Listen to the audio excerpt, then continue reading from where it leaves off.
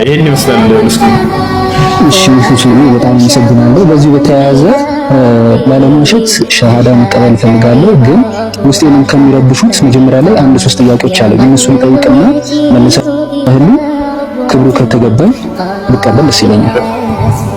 ትንሽ ኢንተርኔቶችን ማንበብ የጀመርኩት እዛ ላይ ትንሽ ስለስምና ለማወቅ ፈልጌ ነበረ እና እንደተረዳሁት ግራ የገቡኝን ልጠይቅ ነበር። በመጀመሪያ ለስማቸው አጠራር ክብርና ፍቅር ይግባቸውና ነብዩ ሰለላሁ ዐለይሂ ወሰለም ነብያችን መሐመድ ምዕራፍ ማጣቀስ ባልችልም በእስልምና እምነት ላይ ካልተሳሳትኩ የመጨረሻ ነብዩና መልእክተኛ እንደሆኑ በ40 ዓመታቸው በኢራ ዋሻ ላይ የመጀመሪያውን የአላህ መገለጥ ወይም ራእይ እንደተቀበሉ ከዛም አሁንም ድረስ ለዓለም ድህነት በእስልምና የሚታወቀውን የቅዱስ ቁርአን መጽሐፍ እንደሰጡ የሚታመን ይመስለኛል። የኔ ጥያቄ ክብር ይግባውና ለስማቸው ነብያችን ሰለላሁ ዐለይሂ ወሰለም በእሳቸው ሁሉ እስልምና ከተመሰረተ በእሳቸው አስተምህሮና እውነት ከተጀመረ ከእሳቸው በፊት የነበሩት ቀደምት እንደነበሩ የሚታመኑት ለስራቸው ክብር ይግባውና እነ ኑህ፣ ኢብራሂም፣ ሙሳ፣ ኢሳ በእስልምና አመጣጥ ላይ ምንም አስተዋጽኦ አልነበራቸውም ማለት ነው? ከነበራቸውስ እንዴት ለክብራቸው ነፍስ ይሰዋና የነብያችን ሰለላሁ ዐለይሂ ወሰለም ነብዩ መሐመድ ስምና ማዕረግ ከሌሎቹ በበለጠ ከፍ ሊልና በተለየ መንገድ ሊወደድ ቻለ የሚለው ጥያቄ ነው አንደኛው። በጣም ጥሩ። አዎ ቀደምት ነብያቶችም እንዲሁ ለአምላክ ሕግና ስርዓት ለሆነው ለኢስላም መስዋዕት ከፍለዋል፣ አስተምረዋል ህዝቦቻቸውን። ታዲያ ለእርሳቸው ልዩ ክብር የሚለው እኛ ሁሉንም ነብያት እናከብራለን። እርሳቸው ስማቸው ሲነሳ ሰለላሁ ዐለይሂ ወሰለም የሚለው የክብር መገለጫ ለእርሳቸው ብቻ ሳይሆን ለቀደምት ነብያትም የምንሰጠው ነው። ወጣቸዋል። ነብያችን ሰለላሁ ዐለይሂ ወሰለም ሐዲስ ላይ ሲናገሩ ምን አሉ? ሰሉ ዐለል አንቢያኢ ወል ሙርሰሊን ሚን ቀብሊ ፈኢነላሃ ቀድ አርሰለሁም ከማ አርሰለኒ ብለዋል። ከእኔ በፊት በነበሩት በነብያቶችም ላይ ሰላዋትን አውርዱ፣ አላህ እኔን እንደላከኝ ሁሉ እነርሱንም ልኳቸዋልና ብለው ተናግረዋል። ነብያችን ሰለላሁ ዐለይሂ ወሰለም ለናሙናነት ያክል አንዳንድ ነብያቶችን በተናገሩ ጊዜ ባነሱ ጊዜ ሰለላሁ ዐለይሂ ወሰለም እያሉ ሰላዋት ያወርዱባቸው ነበር። ለምሳሌ መሲሁ የማርያም ልጅ ወደፊት ይመጣል ብለው እየተናገሩ ሐዲስ ትንቢትን እየነገሩን እያሉ ምን አሉ? ዒሳ ሰለላሁ ዐለይሂ ወሰለም ሁሉ ብለዋል። አይደንቅም? ዒሳ ሰለላሁ ዐለይሂ ወሰለም ለእርሳቸው የተሰጠን ማዕረግ ለነብያቶች ይጠቀሙት ነበር። እርሳቸው በጣም ያከብሯቸዋል ነብያቶችን። ከእርሳቸው ፊት ማንም ሰው ነብያትን ዝቅ አድርጎ አይናገርም ነበር።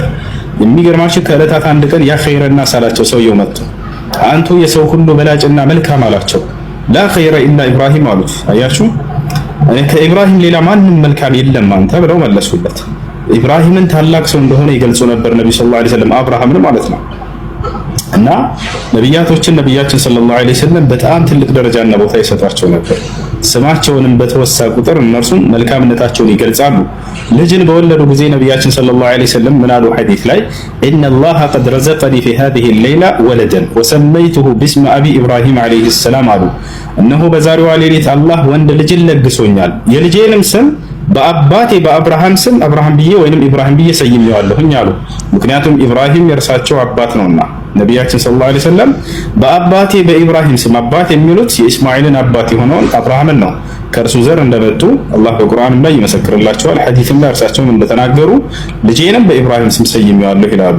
ኢብራሂም ብለው በሌላ ቦታ ላይ ሰለላሁ ዐለይሂ ወሰለም ይላሉ። ይሄን ማዕረጋቸውን ለሌሎች ለነብያቶችም ነብያችን ሰለላሁ ዐለይሂ ወሰለም ይሰጧቸዋል እና ይህ ነው። እሺ ሁስዬ ሌላም ጥያቄዎች አሉኝ መጠየቅ ከተቻለ ለሌላው ድል ካልዘጋሁኝ። እሺ አሁንም ምዕራፍ አጣቅሻ አላወራም። አሁንም እንዳነበብኩት በእኛ በአዲስ ኪዳንና በወንጌል በሐዋርያት ሥራ ላይ የክርስትና እምነት በአንደኛው ክፍለ ዘመን በኢየሱስ ክርስቶስ ሕይወት አስተምሮና ተከታዮቹ ላይ ተመሰረተ ነው ይላል። በእስልምና አስተምሮ ላይ ደግሞ ያለ ዕውቀቴ እንዳነበብኩት በሰባተኛው ክፍለ ዘመን ዓመተ ምህረት በአረብ ባህረ ገብ መሬት ውስጥ በእርግጥ የዚህን ትርጉም አላውቅም። በአረብ ባህረ ገብ መሬት ውስጥ ነፍስ ይሰዋላቸውና ሰለላሁ ዐለይሂ ወሰለም ነብዩ መሐመድ በ6 ዓመተ ምህረት ራእይ ከተቀበሉበት ጊዜ በኋላ እንደሆነ ይታመናል። ሆኖም የኔ ጥያቄ ከእስልምናና ከክርስትና መሃል ይህን ያህል የጊዜ ክፍተት ካለ አንዱ ከአንዱ ቀደምትነቱ በምን ሊያሳውቅ ይችላል? በግልጽ አማርኛ እስልምና ወይስ ክርስትና ለምድር ቅድሚያ ተበርክቷል? ምድር ቅድሚያ በማን ተባርካለች? ወይስ ጊዜ አስልተን ብቻ ቀዳሚውን መወሰን አለብን ነው? ካላስቸገርኩኝ።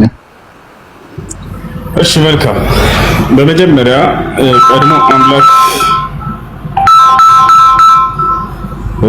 ቀድሞ አምላክ ለሰው ዘር የደነገገው ሃይማኖት ማን ነው የሚለውን ያለምንም ማዳላት ከሁለቱ መጽሐፍቶች እንናገር። መጽሐፍ ቅዱስም የራሱ አመለካከት ይኖረዋል። ልክ እንዲሁ ደግሞ ቁርአን የራሱ አመለካከት ይኖረዋል። ገብታችኋል አይደል?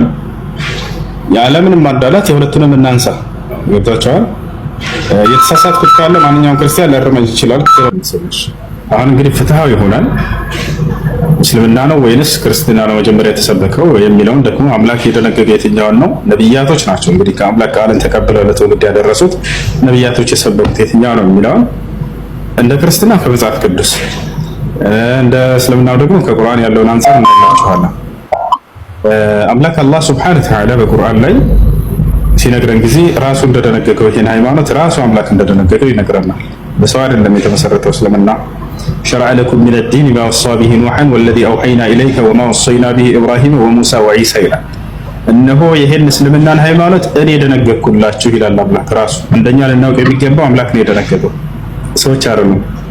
ከዚያ ለማን እንደደነገገውም ነገረን። ለእናንተ ደነገግኩት ካለ በኋላ ከዚህ በፊት ኖህን፣ አብርሃምን፣ ሙሴን፣ መሲሁን አዝዤባቸው የነበረውን ሃይማኖት እያለ ይናገራል። እነዚህ ሁሉ ነቢያት የታዘዙት በዚህ ነው። ኖህ የቱ ጋር እንደታዘዘ ገለጸ ካላችሁ በሱራ ዩኑስ ላይ ራሱ ኖህ ሲናገር ምን አለ?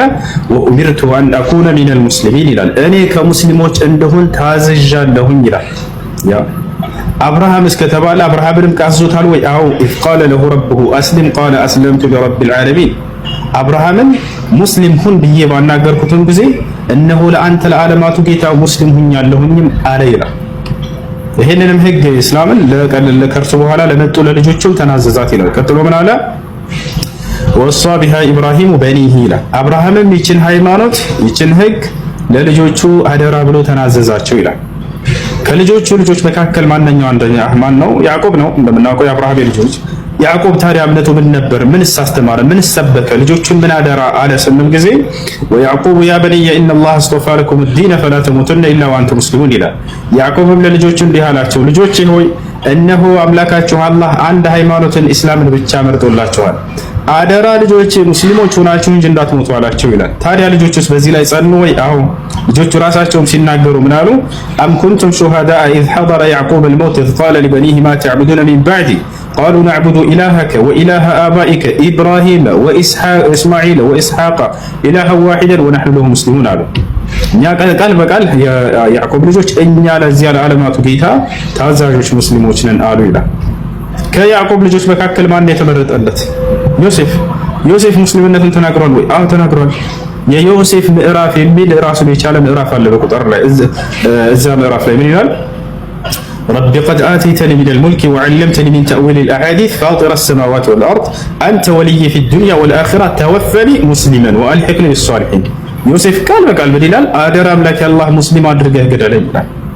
ሙሴስ ሙስሊም ነበር ወይ? ወደ እስልምና ነው ወይ የተጣራው? ህዝቦች ሙስሊሞች መሆናቸውን ገልጸዋል ወይ? አዎ። ወቃለ ሙሳ ሊቀውሚሂ ኢን ኩንቱም አመንቱም ቢላሂ ፈዐለይሂ ተወከሉ ኢን ኩንቱም ሙስሊሚን። ሙሴ ምን አላቸው ለህዝቦቹ? ህዝቦቼ ሆይ ሙስሊሞች እንደሆናችሁ በአንድ አላህ የምታምኑ እንደሆናችሁ በእርሱ በአላህ ላይ ብቻ ተመኩ አላቸው ይላል። ምን አሉ ህዝቦቹ? ፈቃሉ ዐለላሂ ተወከልና፣ እኛስ የምናምን በእርሱና እነሆ በአላህ ላይ ተመክተናልም አሉ ይላል። ረበና ላ ተጅዐልና ፊትነተን ሊልቀውሚ ዛሊሚን ወነጅና ቢረሕመቲከ ሚነል ቀውሚል ካፊሪን። ሌላ ቦታ ላይ የሙሴ ህዝቦች ራሳቸው ሙስሊሞች እንደሆኑ ሲናገሩ ምን አሉ?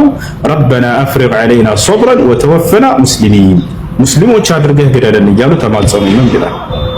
ሎጥ ሙስሊም ነበር። ፈማ ወጀድና ፊሃ ገይረ በይቲን ሚነል ሙስሊሚን። ከዛሊክ ልክ እንዲሁ ሰለሞን ሙስሊም ነበር። ኢነሁ ሚን ሱለይማን ወኢነሁ ቢስሚላሂ ረሕማኒ ረሒም አላ ተዕሉ ዐለይሂ ወእቱኒ ሙስሊሚን።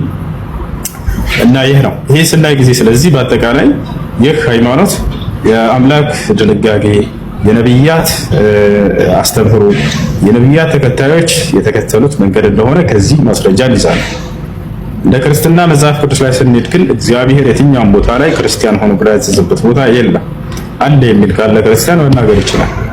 ወይንም ደግሞ ነብያቶች ህዝቦቻቸውን ክርስቲያን ሆኑ ወይንም ክርስቲያንን ብለው የተናገሩበት ወይንም አንድ የመጽሐፍ ቅዱስ ጸሐፊ አንድ ነብይ ጠቅሶ ይሄ ነብይ ክርስቲያን ነበር ብሎ የተናገረበት እነዚህ ሁሉ በጠቀስኩላችሁ መሰረት ቁርአን ላይ መርሳላችሁ አምላክ ራሱ እንደደረገው ተናግሯል።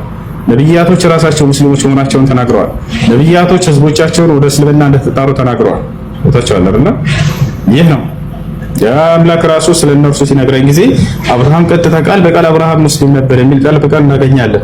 ማ ካነ ኢብራሂሙ የሁዲየን ወላ ነስራንየን ወላኪን ካነ ሐኒፈን ሙስሊማ ይላል። ወለም የኩን ሚነል ሙሽሪኪን አብርሃም ግን ሙስሊም ነበረ ይላል ቃል በቃል። አንድ መጽሐፍ ቅዱስ ላይ እንዲህ አይነት አለው የለም። አንድ ነብይ ጠቅሶ እንደው ወይ አምላክ ወይም ነብያት ወይም አንድ መጽሐፍ ቅዱስ ጻፊ አከለ ነብይ ሙስሊም ነው የሚል አታገኙ። ማነው ክርስቲያን ነው የሚል አታገኙ። እና ይሄን ይመስላል ምስኩን። እሺ ሁሴን በጣም አመሰግናለሁ። በዚህ በተያያዘ ላለማሸት ሸሃዳ መቀበል ፈልጋለሁ፣ ግን ውስጤንም ከሚረብሹት መጀመሪያ ላይ አንድ ሶስት ጥያቄዎች አሉኝ። እነሱን ጠይቅና መልሰህልኝ ክብሩ ከተገባኝ ብቀበል ደስ ይለኛል። እሺ ጥያቄ እሺ ሌላው እንዳነበብኩት እኔ ባለሁበት የኦርቶዶክስ እምነት እናታችን ቅድስት ድንግል ማርያም የኢየሱስ ክርስቶስ እናት ትባላለች። ኢየሱስ ክርስቶስን በድንግልና የመውለድ ሀቅ ማንንም የማያሻማ ቢሆንም ካጠፋው ይቅርታና የኔ ጥያቄ ፈጣሪ በፍጡሩ የመፈጠሩ ሚስጥር ምክንያት ምን ይሆን ነው። ይህን በእርግጥ አንተም መጠየቅ ያሳፍራል፣ ይቅርታ። ሌላው ከዚሁ በተያያዘ በእስልምና ደግሞ ካልተሳትኩ ቅዱሱ ቁርአን ማርያምን የኢየሱስ ወይም የኢሳ እናት ነች ይላታል። እሱም በእስልምና እንደ ነብይ ይቆጠራል መሰለኝ። እናም ጥያቄ አንድ ኢየሱስ እናንተ ጋር ነብይ እኛ ጋር ፈጣሪ እንዴት ሊሆን ቻለ የሚል ነው። የመጨረሻና ከዚሁ በተያያዘ ደግሞ ኢየሱስን በእስልምና መወለድ ሳነብ ኢንተርኔት ላይ እንደ ተአምር ይቆጠራል፣ ማርያምን በዚህ ተአምር ውስጥ ቁልፍ ሚና አላት ይላል። ይህ ተአምርና ሚና የተባለው የእናታችን ማርያም ኢየሱስን በድንግልናና በመውለድ ችሎታዋ ብቻ ነው ወይስ በኢየሱስ መወለድ የቅዱሱ አላህ ፍቃድና ጠቢብነትን ማሳያ ስለሆነ ነው ወይስ ሌላ መልእክት አለው የሚል ነው። በጣም ጥሩ። አዎ ድንግል ማርያም በድንግልናዋ ማንም ወንድ ሳይነካት፣ ልብ በሉ ሳይገናኛት ብቻ አይደለም፣ አንድ ባዕድ ወንድ እንኳን እንዲህ አድርጎ ነክቷት የማታውቅ እንደሆነች ተነግሯል በቁርአን ላይ። ወለም የምሰስኒ በሸር አለች፣ ወንድ ያልነካኝ ሰሆን የምትለውን ቃሏን አላህ አረጋግጦ አስፍሮላታል። ማንም ወንድ አልነካት።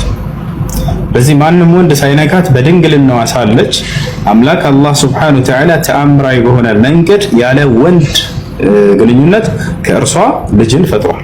ወሳሻላር ይሄንን ምክንያቱንም ጠይቃ ነበር። ለምንድን ነው የሚለው መልአኩ ገብርኤል መጥቶ ይሄን በነገራት ጊዜ ጠየቀችው።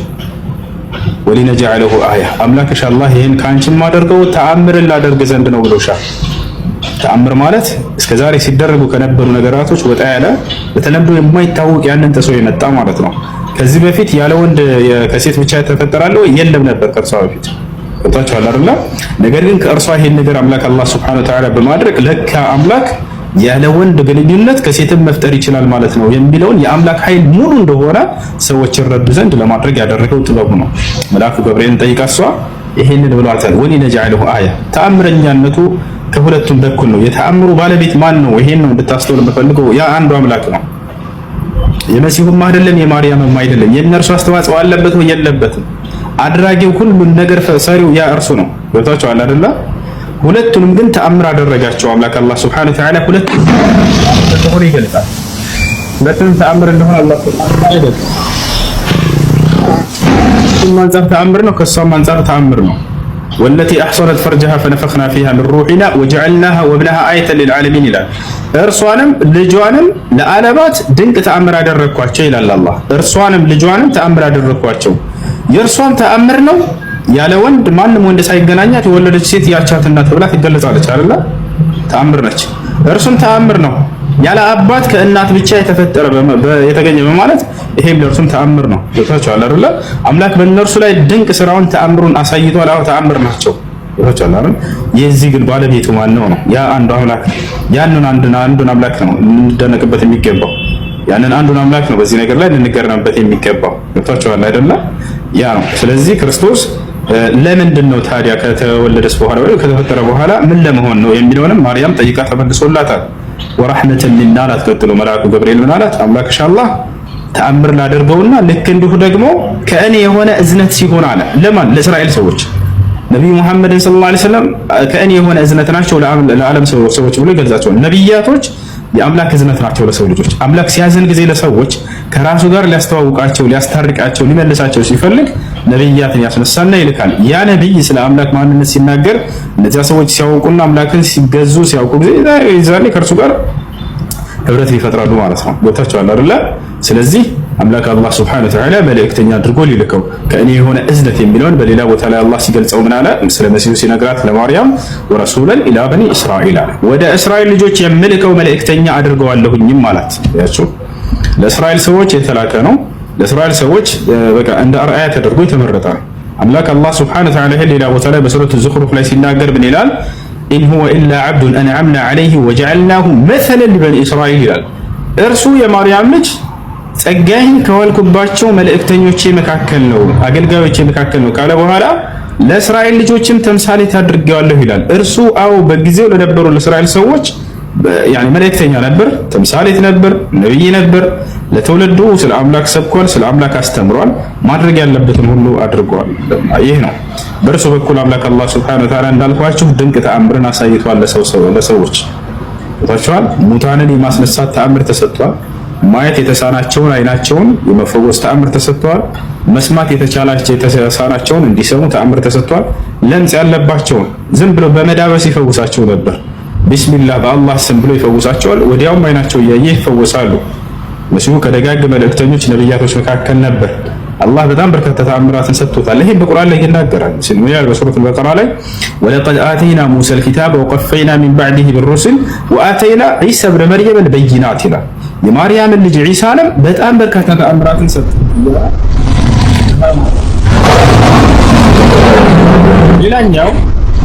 ሌላኛው ምንድነው? መሲሁ ዒሳ አለይሂ ሰላም የሚደንቅ ተአምራቶችን ካደረጋቸው መካከል ያኒ ከማ ይርዋ ذلك ይሄን እንደተዘገበው መሲሁ ከዕለታት አንድ ቀን ከእስራኤል ወጣ ብሎ መሄድን አሰበ። ለመሆኑ ይሄ መሲሁ ያለበት መንገድ እውነት ነው ወይንስ ሐሰት ነው የሚለውን ለማረጋገጥ አንድ ሰው አብሮት ልከተለህ የምትሄድበት ቦታ ነው። ልከተለህ አለው። መሲሁ እሺ ተከተለኝ አለው። እሺ ተከተለኝ አለው። በጉዟችን ላይ ጉዞ ሊያደርጉ ነው። ስንቅ መያዝ አለባቸውና ስንቅ እንያዝ አሉ። መሲሁ ዒሳ አለይሂ ሰላም አንድ ዳቦ ወይንም አንዲት ቂጣ ይይዛል። ያኛው ደግሞ ሁለት አመጣ። በቃ ስምምነት አደረጉ። በጉዟችን ላይ እነዚህን ሶስቶችን እንበላቸዋለን ሄደን እስክንመለስ ድረስ አንተ ያዛለውና መሲሁ ለዚህ ሰውዬ ሰጠው። አብሮት መጓዝ ጀመረ።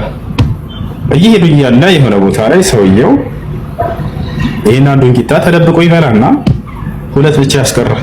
ቦታቸው አላረ አሁን ወሬው ስለ ቂጣ አይደለም፣ ትልቅ ጥበብ ሊያስተምረው ነው መሲሁ። በዚህ ላይ ትልቅ ተአምር ድንቅና ተአምር ሊያደርግ ነው። ያን ተከታተሉ። በላና ደበቀ። አንደኛው በቃ ሁለት ብቻ ያዘ ሰውየው፣ አንደኛውን በላ። ልክ እየሄዱ እያለ መሲሁ ልክ አውጣና እንብላ ሲለው ጊዜ ሁለት ቂጣዎችን አወጣ። መሲሁ ጠየቀው ሰውየው፣ አንደኛው ቂጣ የት ሄዳ ነው? አይን አላውቅም አለ። ንገረኝ፣ የት ነው ያደረከው? የለም በቃ እኔ አላውቅም ብሎ ካደ። አንከረ ذلك አስተባበለ፣ ካደ። ከዛ ሻለውና ጉዟቸውን ቀጠሉ መሲሁ ጋር። በቃ አንተ እንደዚህ ነህ በተለየኝ ምናምን ቀጥላና አለው መሲሁ ዒሳ አለይሂ ሰላም። እሺ እንዲዳሉ ጉዟቸውን ቀጠሉ። እየሄዱ እያለ መሲሁ ዒሳ አለይሂ ሰላም እና ሰውየው የሆነ ማየት የተሳነውን ልጅ አገኘ መሲሁ በመንገዱ መካከል። ቢስሚላህ አለና በአላህ ስም አለና አይኑን ፈወሰው። አይኑ ተገለጠ። ይህ አይሁድ በጣም ተደነቀ። እንዴ ማየት የማይችል ልጅ አይኔ ያየ እዚሁ አይኑን ገለጽክለት አለው። ምንኛ የሚደንቅ ተአምርና ስራ ነው ብሎ ተናገረ። መሲሁ ምን አለው?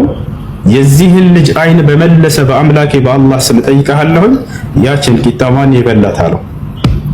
ወቻል አይ እኔ አልበላሁም አልወሰድኩም ብሎ አሁንም ሸመጠጠ። እሺ እንሂድ አለው። ቀጠሉ ጉዟቸው። አሁንም ሄዱ። እየሄዱ እያለ ባህር አጋጠማቸው፣ ትልቅ ውሃ። መሲሁ ዒሳ አለይሂ ሰላም ጋር ሰውየው አብረው ናቸው። ይሄን ባህር እንዴት ልናልፍ ነው አንተ መሲሁ አለው። ሰውየው ምን አለ? ማነው ዒሳ አለይሂ ሰላም ምን አሉት? እኔ በአላህ ስም ወይንም ቢስሚላህ ብዬ ውሃውን እረግጣለሁኝ እርሱም መሬት ይሆንልናል አለው። ገና ነገረው ወደፊት የሚሆነው። ይሄንን ተአምር አድርጓል መሲሁ። በባህር ላይ የመሄድን ተአምር ተሰጥቶ ነበረ። ከዚያ ሰውየውን ቢስሚላህ ብለህ ከእኔ ጋር ውጣ አለው። አብሮት ወጣ። መንገድ ሆነላቸው። በቃ ደረቀ፣ እንዲጓዙ ሆኑ። ልክ ባህሩን ካለፈ በኋላ ሰውየው በጣም ተደነቀ። ይሄ ባህር የነበረን መንገድ እንዲሆን ያደረገ ምን አይነት ተአምር ብትሰጥ ነው አለ። አሁንም ጠየቀው። ይሄን ባህር ለእኔና ለአንተ መሬት ባደረገ በአምላኬ በአላህ ስም ጠይቀሃለሁ፣ ያችን ቂጣ ማን የበላት ንገረኝ አለው። እኔ አልበላሁም ብሎ ሸመጠጠ። ሆነ መጨረሻ ላይ አሁን መሲሁ ምን አይነት ተአምር ሊያደርግ ነው? አሁንም እየሄዱ እያለ በመንገዳቸው ላይ መሲሁ ዒሳ አለይሂ ሰላም 3 ድንጋዮችን አነሳ። እነዚህንም ድንጋዮች ወዲያው ዱዓ አደረገ። አላህ ሱብሓነሁ ወተዓላ ወደ ወርቅ ቀየረለት። እነዚህን 3 ወርቆች ባየ ጊዜ ይህ አይሁድ በጣም ተደነቀ። እንደ ድንጋይ የነበረ ነገር ወደ ወርቅ ተቀየረ። አሁን መሲሁ ተመልከቱ ጥበቡን። ዒሳ በጣም ጥበብን የተቸረ ነብይ ነው። አላህ በቁርአን ላይ ጥበብንም አስተምረዋለሁ ልጅሽን ብሎ ቃል ገብቶላታል። ወዩዓሊሙሁል ኪታበ ወል ሒክመተ ተብሏል። ጥበብን ይሰጠዋል ልጅሽን ተብሎላታል። የዒሳን ጥበብ ተመልከተዋል። ምን አደረገ? እንካ ይሄ ወርቅ አንዱ ላንተ ነው አለው፣ አንዱ ደግሞ ለእኔ ነው አለ መሲሁ። ሰውየው እንግዲህ የሰው ልጅ በምድራዊ ጥቅም በጣም የተፈተነ ነው የሰው ልጅ ሲባል፣ ሶስተኛው ስለማን ነው የሚሆነው ብሎ ጠየቀ ሰውየው። ዒሳ ምን አለው? ይሄ ሶስተኛው ደግሞ ያችን ቂጣ ለበላት ሰው ነው የሚሆነው አለው። በዚህ ጊዜ ሰውየው እኔ ነኝ የበላት በቃ እኔ ነኝ የበላት አለ። ዒሳ ለወርቁን ፈልጎት አይደለም። ዒሳ አላህን ቢጠይቅ ይሄን ምድር እንዳለ ወርቅ አድርግልኝ ብሎ ቢጠይቅ ያደርግለታል አላህ። ቦታቻል አይደለ? ስለ ወርቁ አይደለም። የሰው ልጅ ግን ለምድራዊ ጥቅም ምን ያክል ጉጉት እንዳለውና በዚያ ምክንያት እንደሚዋሽ እንደሚቀጥፍ ብዙ ኃጢያቶች እንደሚያደርግ ለመግለጽ ነው። ዒሳ አለይሂ ሰላም እኔ ወርቁን ፈልጌው አልነበረም፣ ምን ከሶስቱንም ለአንተ ውሰድ ብሎ ሰጠው። ከዚያስ በቃ እንግዳውንስ አልጓዝም ካንተ ጋር ልመለስ ነው አለ። ካደው ራሱ ዒሳ ጉዟቸውን ጠየቁ። ማን ነው ቀጠሉ። ሰውየው ግን ያንን ወርቅ ታቅፎ እዛው ተቀመጠ። ዒሳ እየሄዱ ነው። በዛ ሰው ታቅፎ እያለ 3 ፈረሰኞች መጡ። እነዚህ 3 ፈረስ እየጋለቡ የሚመጡ ሰዎች ወርቅ ታቅፎ አዩት። ይሄን ሰው እንዴ ለምን ይሄን ወርቅ እኛ አንቀማውም? ይሄን ሰው ገድለ ነው ተባባሉ። ሄዱና ይሄን ሰው ገደሉት። እነዚህ 3 ፈረሰኞች ወርቁን እዛው ይዘው ተቀመጡ። ረቧቸው ነበርና እነዚህ 3 ሰዎች ለምን ከመካከላችን አንዳችን ሄዶ ቂጣ ይገዛም? እስከዛ ድረስ ይሄን ወርቁን ይዘን እዚህ እንቀመጣለን ሁለታችን ተባባሉ። እሺ አሉ፣ ተስማሙ። ከመካከላቸው አንዳቸው ብር ይዞ ሄደና ቂጣ ገዝቶ ሊመጣ ይሄዳል። ይሄ ሰው መንገዱ ላይ እየሄደ ምን አሰበ? ለምንም ቂጣው ላይ መርዝ አድርጌባቸው ገድያቸው እነዚህን 2 ጓደኞቼን 3ቱንም ወርቅ ለምን እኔ አልወስድም የሚል ሐሳብ መጣለት። ተመልከቱ ሰይጣን በሰው ልጅ ላይ ምን አይነት ተንኮል እንደሚያስብ። እነዚህ 2 ሰዎች ደግሞ እዛ ሆነው ምን አሰቡ? ለምን ይሄ ጓደኛችን ቂጣውን ገዝቶ ሲመጣ ግንባሩን ብለን ገለለው፣ እኔ እናንተ ብቻ ወርቁን ለምን አንካፈልም ተባባሉ። ሁላቸውም በዚህ ላይ አሰቡ። ልክ ሰውየው ቂጣውን ገዝቶ ሲመጣ መርዝ አድርጎላቸው ይዞ መጣ። ልክ ያንን ሊሰጣቸው ሲያስቀምጥላቸው ገደሉት እሱን። በቃ ተከፋፈልናት ብለው በደስታ ሲጓርቁ ያንን ቂጣ አንስተው ሲበሉ ጓደኛቸውን ገደሉት። እነሱም መርዙን በልተው እዚያው ሞቱ። 3-4 ሬሳ ዒሳ ትቶት የሄደው ሰው ገድለውታል። እነዚህ 3 ሰዎች ደግሞ ተገዳድለዋል። ወርቁ ተቀምጧል። መሲሁ ጉዟቸውን ጨርሰው ልክ ሲመለሱ ይሄን ነገር አገኙ። በጣም ደነገጡ። ጓደኛው ሞቷል እዛ ብሎ የተከተለው 3ቱም ሰዎች ሞተዋል። ወርቁ ግን ተቀምጧል። ማንም አልነካው። فأوحى الله إلى عيسى الله ወደ ዒሳ የተከሰተውን ክስተት ነገረው፣ ተረከለት። ዒሳ ሆይ እዛ በኋላ እነዚህ አንተ ከሄድክ በኋላ እንዲህ ሆኗል ብሎ ልክ አሁን የነገርኳችሁን ታሪክ ሲነግረው هكذا تفعل الدنيا بأصحابها ብለው ዒሳ ተናግረው ጥለውት ሄዱ። የዚች ዓለም ጸጋ የዚች ዓለም ብልጭልጭ ጸጋ በባለቤቶቿ በወዳጆቿ ላይ ልክ እንዲህ ታደርጋለች ብሎ ተናግሮ ሄደ። ታገዳድላቸዋለች። ወጣቻው አይደል? ይህ ነው እና መሲሁ ዒሳ አለይሂ ሰላም በጣም ድንቅና ተአምራቶችን ተሰጥተዋል። ይህ ሁሉ ግን አምላክ በእርሱ በኩል ያደረገው ተአምር ነው። ወጣቻው አይደል? አምላክ በነብያት በኩል በርካታ ተአምርን ሲያደርግ ቆይቷል።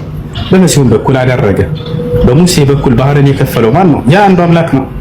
ሙሴ ለመሆኑ በትሩ መጥቶ መክፈል ይችላል ወይ? አይችልም። በፍጹም ወጣቻው አይደል? በትራት ከፍለ ሙሴ መክፈል አይችልም። ማን ነው ይሄን የሚያደርገው? አላህ ነው። አላህ ሲናገር ምን አለ? ወአውሐይና ኢላ ሙሳ አን ይድሪብ ቢዐሳከ አልበሕረ አለ። ወደ ሙሴም ትእዛዜን አስተላለፍኩኝ በያዝካት ብትር ውሃውን ንታው ይከፈላል አልኩት አለ። ፈንፈለቀ ፈካነ ኩሉ ፍርቅን ከጡቢል ዐዚም ይላል። በመታውን ጊዜ በበትሩ ለሁለት ተከፈለ፣ 2 ጋራ ሆኖ ደርቆም ቀረ አለ። ከዚህ ተራራ ወደ ሁለት ተከፈለላቸው ሄዱ። አምላክ በነብያት በኩል ተአምርን ያደርጋል። አብርሃምን እሳት እንዳታቃጥል ያዘዛት ማን ነው? አላህ ራሱ ምን አለ? ቁልና ያ ናሩ ኩኒ በርደን ወሰላመን አላ ኢብራሂም አለ። ኢብራሂምን ወደ እሳት በወረወሩት ጊዜ እሳትን እኔ ነኝ ያዘዝኳት ይላል። አንቺ እሳት ሆይ ለአብርሃም ሰላም ሁኝለት፣ ቀዝቃዛም ሁኝለት እንዳትጎጂው አዘዝኳት አለ። እና ይህ ነው የሆነው ነገር። በነቢያት በኩል አምላክ ድንቅና ተአምረኛ ያደርጋል በመሲሁም በኩል እንዳደረገው ሁሉ ይህ የመልእክተኛነታቸው የእውነተኛነታቸው ማረጋገጫ እንጂ የአምላክነት ማረጋገጫ አይደለም። ወደዚህ መንገድ ነው የምንጠራቸው፣ ወደዚህ መንገድ ነው የምንሰብካቸው። ልጆች እዚህ አዛንዴን ነው ካላችሁ ቀጥሉ። ባረኩ አላህ ተናገረ። አመሰግናለሁ። እሺ ምስጉን ሌላ ጥያቄ አለኝ። ሌላ ጥያቄ ሌላኛው ጥያቄ በእስልምና እምነት መሰረት ስማቸው ክብር ይግባውና አለይሂ ሰላም ነብዩ ኢብራሂም ከልጃቸው እስማኤል አለይሂ ሰላም ጋር እንደገነቡት የሚታመነው በሳውዲ አረቢያ መካ ከተማ የሚገኘውን ካዕባን ሙስሊሞች ያመልኩታል የሚባለው ምን ያህል እውነት ነው? በእስልምና አስተምሮና ህይወት ላይ ይህ ቅዱስ ካዕባ ለአጠቃቀም ይቅርታና በምን መንገድ ነው ምን በመሆን የሚያገለግለው? መካ ላይ የሚገኘውን ካዕባ የሰሩት አብርሃም ናቸው ከልጁ ከኢስማኤል ጋር። አላህ ራሱ ቃል ኪዳን እንደያዘባቸው ለዚህ ስራ ይገልጻል። ሲናገር ምን አለ? ወዐሂድና ኢላ ኢብራሂመ ወኢስማዒል አን ጠሂራ በይቲየ ሊጣኢፊነ ወልቃኢሚነ ወሩክዕ ሱጁድ ይላል። ወደ አብርሃምና ወደ ልጁ ወደ ኢስማኤልም ቃል ኪዳንን ያዝኩኛል አምላክ አላህ። ሄዳችሁ በዚያ በመካ ምድር ላይ ቤቴን ስሩ፣ የአምላክ ቤተ አምልኮ እነዚህ አምልኮ የሚፈጸምባቸው የአምላክ ቤቶች ይባላሉ። ታላ አይደል? ከመስጂዶች መካከል አንድ መስጂድ ነው፣ መስጂድ አልሐራም ይባላል። አላህ በቁርአን ላይ ሲጠቅሰው ሱብሃነ الذي أسرى بعبده ليلا من المسجد الحرام እያለ መስጂድ አልሐራም እያለ ይጠቅሰዋል። እና የአምላክ ትእዛዝ የነብያት ተግባር ነው። እሱ አምላክ ራሱ አዞ ነብያቶች የሰሩት ናቸው። አብርሃምና እስማኤል እንደሰሩት ማስረጃ አለው። ወኢዝ የርፈዑ ኢብራሂሙ አልቀዋዒደ ሚነል በይቲ ወኢስማዒል ይላል። አብርሃምና ልጁ ኢስማዒልም የቤቱን መሰረት አንስተው በሰሩ ጊዜ እያለ ይናገራል። ለምን ዓላማ ነው ወደሚለው ስንመጣ ጊዜ ለሁለት ዓላማ ነው። ባጭሩ አንደኛ የሶላት አቅጣጫ ይሆን ዘንድ ሰዎች ወደ ተዘበራረቀ ቦታ ዙረው እንዳይሰግዱ አንድ አቅጣጫ ዙረው እንዲሰግዱ የተገነባ የሆነ ቤተ አምልኮ ነው። ወጣቸዋል። ሁለተኛ የሐጅ ስነ ስርዓት መፈጸሚያ ነው።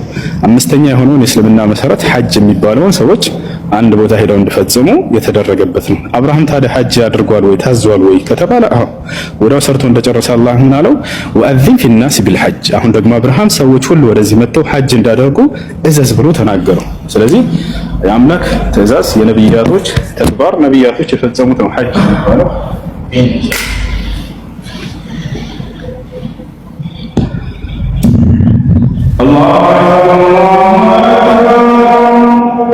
እና ያ ነው አብርሃም ዳንኤል ኖሩት ልጆች ኢብራሂምን ፎሎ አድርጉት። እሺ ልጆች ቀጥሉ። በቃ ኢብራሂምን ፎሎ አድርጉት። አብዱልከሪም አለ፣ እጃ አለ፣ ዛህራ አለች፣ ኢብሮ አለ። ክርስቲያኖች ካላችሁ አብሯቸው። ባረከላሁ ፊኩም። እኔ መስጂድ ነው ያለን። ስወጣ ደግሞ እናወራለን። እሺ እነሱ ለጠይቃ ማለት ነው። ቀጣይ እሺ ጠይቃቸው። አብዱል ከሪም ካላስቸገርኩ ልጠይቅ ወይ ደግሞ ዛሃራቴ ጠይቅ ይመለሳል። አብሽር አሉ ወንድሞች። እሺ ቅድም በእርግጥ ይሄ ጥያቄ ተነስቶ ሲጠየቅ ነበረ መሰለኝ። ከዚህ በፊትም ተነስቶ ነበረ። በእርግጥ አሁን የምጠይቀው በድፍረትም በንቀትም እንዳይታይብኝ እፈልጋለሁ። ምናልባት እኔ በቂ እውቀት ስለሌለኝም በአግባቡም ስላልሰማሁ ይሆናል። እንደውም ባለፈው በሁሱ ቤት ስደርስ በክርስትና ላይ አንድ ወንድማችን በቅዱሱ መጽሐፍ ዘዳግም ከ22 ከ21 እስከ 24 አንብብ ተብሎ አምላካችሁ ግድያ ይፈቅዳሉ ወይ ተብሎ ተጠይቆ ነበር። የኔ ሐሳብ አሁን ይህን ለማንሳት ሳይሆን በእስልምና ቅዱሱ ቁርአን ላይም ሱረቱ አልተውባ 5 ላይ ልክ እንደ ክርስቲያኑ ቅዱሳዊ መጽሐፍ ስለመገዳደል ያወራል መሰለኝ። እኔ ያልገባኝ በዚች ጠባብ እውቀቴ አንድ መንፈሳዊ ሰውን ቀጥተኛ መንገድ የሚመራ ቅዱስ መጽሐፍ ነፍስን የሚያለመልም አምላካዊ ቃልን የከተበ መጽሐፍ እንዴት ግድያ ሊጽፍ ቻለ? ወይስ እኔ በዚህ ጠባብ አእምሮዬ የተጻፈበትን ምክንያት አልተረዳሁትም? ስለምን ነበር ቅዱሳት መጽሐፍት እነዚህን ስለመገዳደል የተጻፉ ቃላቶችን ሊመዘግቡ ይቻሉት የሚለው ነው።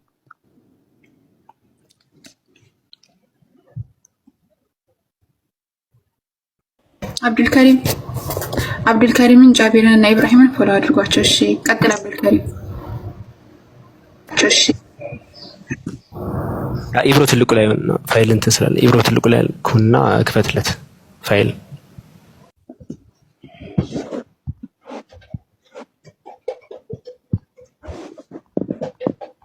ኢብሮ አለ አይደል? አብዱ አለው። ቆይ አንድ ጊዜ አሁን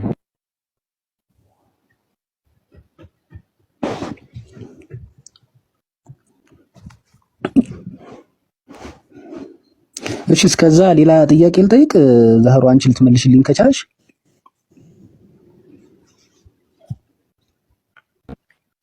አብዱ ምንድን ነበር የፈለከው? አልሰማሁም።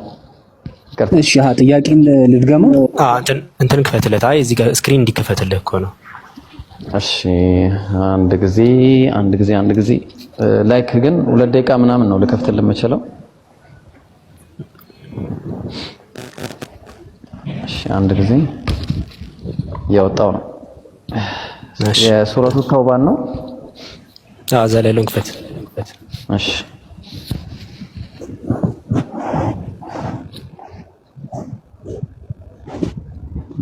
ኦኬ እሺ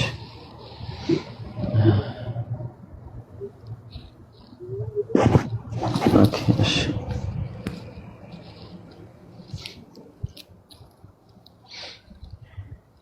እሺ ልቀጥልለት ወይስ አብዱ? ቀጥል። ችግር የለውም። አይ ሐሳብ ካለ ቀጥል ነው ወይ ዝም ብዬ እንትን ለማለት ያክል ነው። እሺ መስኩን አለሁ መስኩን። እሺ ምን መሰለህ፣ በዋነኝነት አላህ Subhanahu Wa Ta'ala ስለ መግደል ከመናገሩ በፊት ምንድነው በእስልምና ላይ መጋደል የሚለው ነገር እንየው። ሱረቱል በቀራ ምዕራፍ ቁጥር 256 ላይ ላኢክራሃ ፊዲን ይላል። በሃይማኖት ማስገደድ የለም። አየኸው፣ በሃይማኖት ማስገደድ የለም። ስለዚህ በሃይማኖት ማስገደድ ከሌለ ታዲያ ለምንድን ነው የተፈቀደው የሚለውን ነገር በቃ በዋነኝነት እዛ ላይ ቁጭ እናድርገው ሐሳቡን ማለት ነው። አንዱ ዋና አስኳል አለ በቃ እስልምና ላይ ያው በሱረቱል ሐጅ ምዕራፍ ቁጥር 38 ላይ ኢነላሃ ዩዳፊዑ ዐኒል ለዚነ አመኑ አለ። አላህ ለነዛ ላመኑት ይከላከልላቸዋል። ስለመከላከል ነው የሚያወራው። ኢነላሃ ላ ዩሂቡ ኩለ ኸዋኒን ከፉር ይላል። ስለዚህ አላህ ከዳተኛ የሆኑ ውለታ ቢሶችን የማይወድም ማለት። ታዲያ ለምንድን ነው የተፈቀደው ሲባል እነዛ ኡዚነ ሊለዚነ ዩቃተሉነ ቢአንነሁም ዙሊሙ አለ። ለባርግ ምን አለ? ለነዚያም ለሚገደሉት ምእመናን እነሱ የተበደሉ በመሆናቸው አለ ምን አለ መጋደል ተፈቀደላቸው። የተበደሉ እንዴት ነው የተበደሉት ከተባለ ምን አለ? አለዚነ ኡኽሪጁ ሚን ዲያሪሂም እነዛ ከሀገሮቻቸው የተባረሩት አለ ቢገይሪ ሐቅ ያለ ፍርድ ያለ ፍትህ ኢላ አየቁሉ ረቡና አላህ ጌታችን አላህ ነው በማለታቸው ማለት ነው። አየህ፣ ስለዚህ ምንድነው አላህ Subhanahu Wa Ta'ala እነዛ የተበደሉት ለሆኑ ሰዎች ነው መጋደልን የፈቀደላቸው የመጀመሪያው። ሁለተኛው ነገር ደግሞ ለምንድነው የተጋደሏቸው ሲባል እነዛ ያለ ምክንያት በቂ ያልሆነ ምክንያት ሳይኖር ከሀገራቸው በመባረራቸውና ጌታችን አላህ ነው በማለታቸው ብቻ ነው የተደረገባቸው። ለዛ ነው ምን አለ አላህ Subhanahu Wa Ta'ala ወቃቲሉል ሙሽሪኪነ ካፋ እነዛ ሙሽሪኮችን ምን አለ ተጋደሏቸው። ከማ ይቃቲሉነኩም ካፋ አለ። ልክ አንድ ላይ ሆነው ምን እንደሚያደርጓችሁ ተመልከት፣ እንደሚጋደሏችሁ ማለት። ስለዚህ እነዛ የሚጋደሏቸውን እንጂ ዝም ብሎ ላይክ ገደሉ የሚል ነገር የለም ነው። አንድ ልጨምርልህና ማስገደድ እንደሌለ ላሳየህ ማለት ነው ባጭሩ። አንድ አያ ከዛ በኋላ አብዱል ከሪም ይቀጥላል ማለት ነው።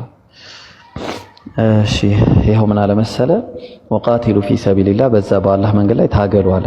الذين يقاتلونكم እነዛ የሚጋደሏችሁ በቃ ግን ምን አለ ወላ ተዕተዱ ድንበርን ግን አትለፉ አለ። አየው ኢነላህ ላ ዩሂቡል ሙዕተዲን አላህ ድንበር አላፊዎችን አይወድምና በማለት ይናገራል።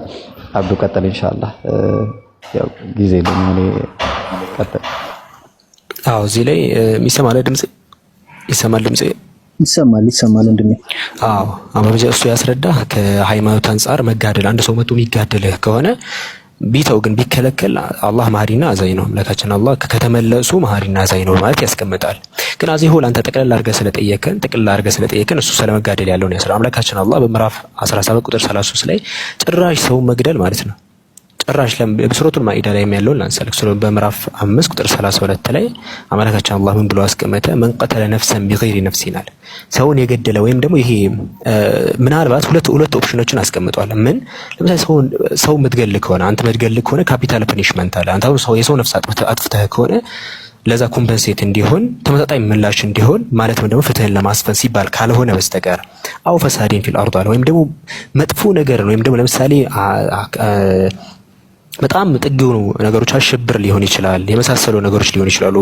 ከዚህ ውጭ ሆነ የገደለ አካል አለ ፊል አርድ ፈከአነማ ቀተለ الناس جميعا የሰው ልጅን ሙሉ እንደገደለ የሚቆጠረው በእስልምና አንድን ሰው አንተ ተነስተ የሆነን ሰው ብገለው ያን የገደልከው ሰው በአንድ ነገር ካልሆነ ማለትም ወይ ምድር ላይ በጣም ፈሳድ ወይም ደግሞ ይሄ መጥፎ ነገርን ማሰራጨትን ካልሆነ በስተቀር ያካል ለምሳሌ ሰውን ሊያሸብር ይችላል ሰው ገዳይ ሊሆን ይችላል ሰውን እየጨረሰ ሊሆን ይችላል በዛ ምክንያት ካልሆነ ወይም ደግሞ ሰው አጥፍቶ ካልሆነ ወይ ደግሞ እየተጋደለ ካልሆነ ከዚህ ውጭ ሄደ ሰውን ከገደል ቁርአን የሚያስቀምጠው ፈከአነማ ቀተለ الناس جميعا አለ ሙሉ ሰው እንዳጠፋ ነው የሚቆጠረው በጣም ትልቅ ወንጀል ነው እኛ ጋር ሰው መግደል በጣም ትልቅ ወንጀል አያይዞ ደግሞ አስቀመጠ من احياها فكانما احيا الناس جميعا ህያው ያደረገ ደግሞ አንድ ልትሞት ይሞት ያሰበን የሆነ ሊሞት ያለን አካል ህያው ማድረግ ደግሞ ልክ ሙሉ ፍጥረትን የሰው ልጅን በአጠቃላይ ህያው እንዳረገ ነው ብሎ አስቀመጠ ይሄ አንቀጽ አለውን ሰፊሽንት ነው ኢስላም ግድያ እንደማያበረታታ ግን ሰልፍ ዲፌንስ ግን ያበረታታል አንድ ሰው ቢላዋ ይዞ አንገት ላይ እንዲሲሰካበው ነው አንገትን ስጠውና ተቆረጥ እንደዚህ እኛ እናምንም እንደዚህ አይነት ትምህርት የለም ለእያንዳንዱ ነገሮች ኮንሲኩዌንስ ሊኖርች ሰው ስገል አንድ ሰው ስገለው ቢከላከልና አንተ ብትሞት ይሄ የራሱ ችግር ነው ሰልፍ ዲፌንስ ነው የሚሆነው ወይ ደግሞ አንድ ሰው ፈሳድን ምድር ላይ መጥፎ ነገርን ያሰራጨ ከሆነ ምድር ላይ ያን አካል ሌላ አማራጭ ካሌለ ያን አካል ማስወገድ ማትችል ከሆነ ሌሎች እንዳይበላሹ ሲባል ያን ሰው ማስወገድ ግዴታ ይሆናል ከዚህ ከሁለቱ ውጭ ግን በደግ ብላ እንደዚህ ሆነብኝ ምናምን ብለ ሰው እንደዛ አይፈቀድም እንደውም አለ ወንጀሉ አንድ ሰው አይደለም ፈከአነማ ቀተለ الناس جميعا ሙሉ ህዝብም እንደ መግደል ነው ስለዚህ ይሄ ነው ያለው ነገር በምዕራፍ 17 ቁጥር 33 ላይ ያስቀምጣል ولا تقتلوا النفس التي حرم الله الا بالحق ሰው እንዳትገሉ ካለ በኋላ الا بالحق በእውነት ቢሆን እንጂ ያለዚህ ቢሐቅ የሚለው ምንድነው አሁን የነገርኩን ሁለት ነገሮችን ያካትታል ካልሆነ በጭራሽ እንዳትገሉ ነው ጭራሽ እንዳትገሉ እንደውም ህያው አድርጉ ህያው ካረጋችሁ ምድር ላይ የሚኖረውን ሰው በአጠቃላይ ህያው እንዳረጋችሁ ይቆጠራል በማለት የቁርአን ትምህርት ይህ ነው እሺ ዳኒ ማን ነበር ምስጉን እሺ ወንድም ያዱል ከሪም አላህ ፍቅሩንም እውቀቱንም ይጨምርልህ አላህ ሆነ ተናገረ የመጨረሻ ጥያቄ ካላስቸገርኩኝ መቼም ዛሬ በጣም እንትናችሁን ይዣለሁ ይሄ እንደ መጽሐፍ ቅዱስ ሳይሆን እንዳሉ ባልታም ልታሩት ትችላላችሁ ማለት የሰማሁትን ነገር ያው ውስጤ ከሚቀመጥ መጠየቅ ስለምፈልግ ነው በእስልምና ላይ መሰለኝ የሴት ምስክር ሁለት ምንድነው የሴት ምስክሮች እኩል ነው ካንዱ ምንድነው ካንዱ የሁለት ምስክር ነው ምናምን የሚባል አባባል አለ ለምሳሌ አንተ አስተካክለኝ አንደኛው ነገር እሱ ነገር እንዴት ነው የሚታየው አይፎ ቀጥላውን እዚህ ላይ ስሚዝ ማን አብዱ ፋይል መክፈት ግን አልችልም ያው ግን አላህ Subhanahu Wa Ta'ala ለምን መሰለ ምስጉንዬ ይሄንን ያለበት ምክንያቱም እንትን ነው ላይክ የሴቶችን ሁኔታ በማስመልከት ነው ሴቶች ሁኔታ ማለት ምንድነው በምስክርነት ጉዳይ በምን አይነት ምስክር በቃ አንደኛዋ ምንድነው አላህ ስብሐ አንድ ፋይሉን ላውጣና እሺ ልቀጥል በቃ ፋይል ላውጣ እንዴ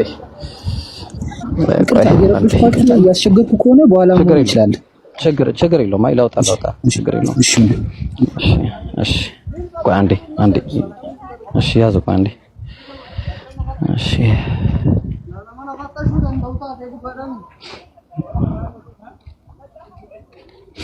አይ በእንትን ሲሆን ያምራል ብዬ ነው እሺ እንጂ ያው ማስረዳቱ ቀላል ነው እሺ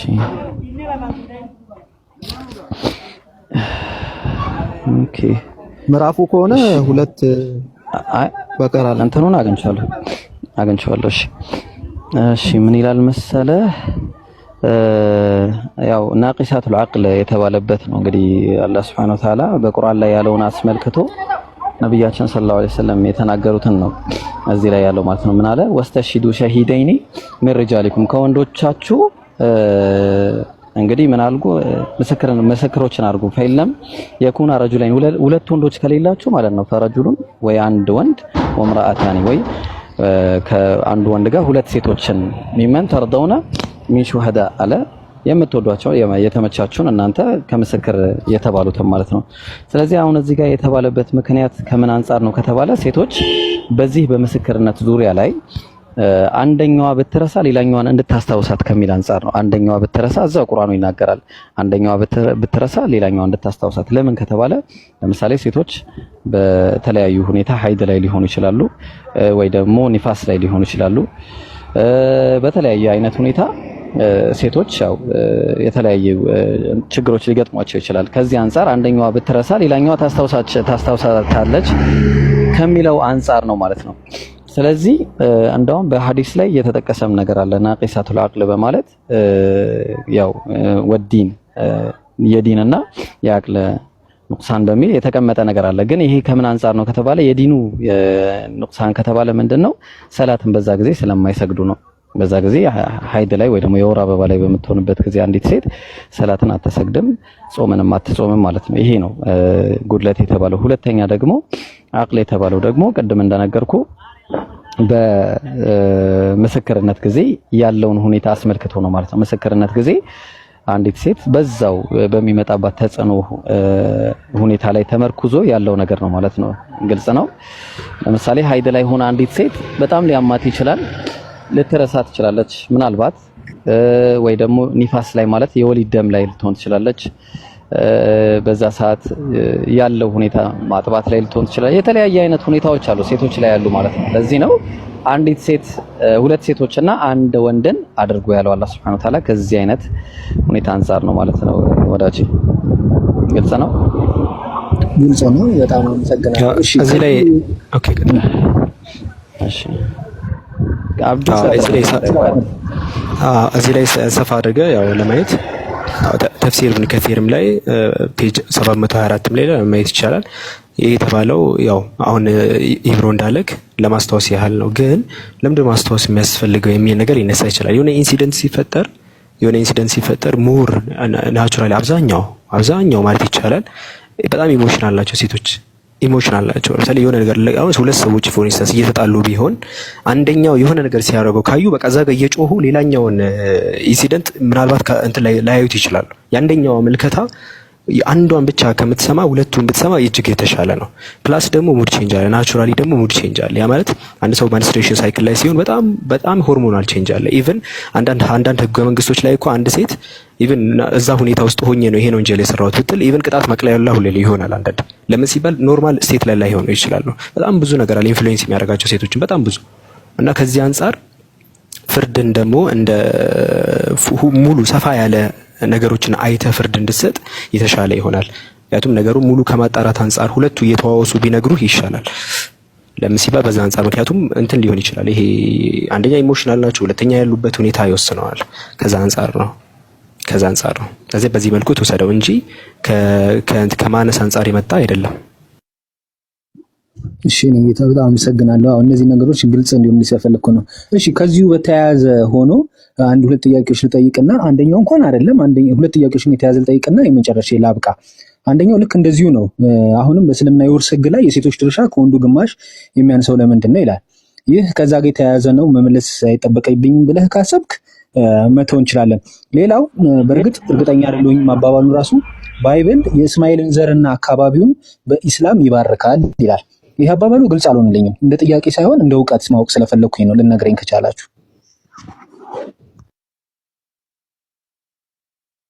የውርሱ ላይ ልሂድና ከዛ በኋላ የእስማኤል ላይ ግልጽ ስላልሆነ ጥያቄው እንትን ትላለህ። መስኩን ውርስ ላይ ከሆነ አዎ ሴቶች የሚወርሱት ከወንዶች የተወሰነ ያነሰ ነው። ግን በጣም በሚገርም ሁኔታ ሴቶች የሚወርሱት ውርስን ሳይሆን ማየት ያለብህ ልክ ስታገባ ወንድየው ነው ያው የመህር ግዴታ ያለበት መህር የሚሰጠው ወንድ ነው። ሁለተኛ ልጁ መዳር ያለበት ወንድ ልጅ ነው። ሶስተኛ ከቤቷ ተፈናቅላ ብትመለስ የመርዳት ግዴታ ያለበት ወንድየው ነው። የሷ ንብረት የራሷ ንብረት ነው። የባሏ ንብረት ደግሞ የሷም የራሷም ነው። ባልየው ግን የሷ ንብረትን መንካት አይችልም ያለሷ ፍቃድ ማለት ነው። የፈለገችውን ያህል የወረሰችውን ቢኖራት ማለት ነው። ስለዚህ ከዚህ አንፃር ኢማጂን የሱ ብር ሁሉ ጊዜ እሷ ሚሊዮነር ብትሆን እንኳን የሷን ሚሊዮነር የሆነችውን በትን ብር ማለት ነው እሷ በየትኛውም አይነት ሁኔታ ላትፈጠው ትችላለች ከፈለገች ማለት ነው። እሱ ግን ግዴታ ሄዶ الرجال قوامون على النساء እንዳለው አላህ ሴቶች በወንዶች ላይ የበላይ አስተዳዳሪ ናቸው እንዳለው ሁሉ ሄዶ ግሮ ማስተዳደር የፈለገውን ነገር አድርጎ እሷን ማስተዳደር ግዴታ አለበት። ግን ከፈቀደችለት ደግሞ ፈኩሉሁ ሀኒአን መሪአ ብሏል። ሳይመረገጋችሁ ብሉ ብሏል ከፈቀደችለት። ከዛ በተረፈ ግን የሴቷ ብር ሁሉ ጊዜ እንደተቀመጠ ነው የሚኖረው ማለት ነው። ስትፈልገው ነው የምትጠቀመው እየመነዘረች። የሷ ብር ይጨምራል፣ የሱ ብር ግን ሁሉ ጊዜ እየጎደለ ይሄዳል ማለት ነው። ይሄ ነው የመጀመሪያው ጥያቄ። ግልጽ ነው? አዎ ግልጽ ነው። አመሰግናለሁ። ሁለተኛው ጥያቄ በቃ እንደዚህ ነው። ግልጽ አይደለም አላወኩትም እኔ አብዱልከሪም ከሰማሁ ከገባ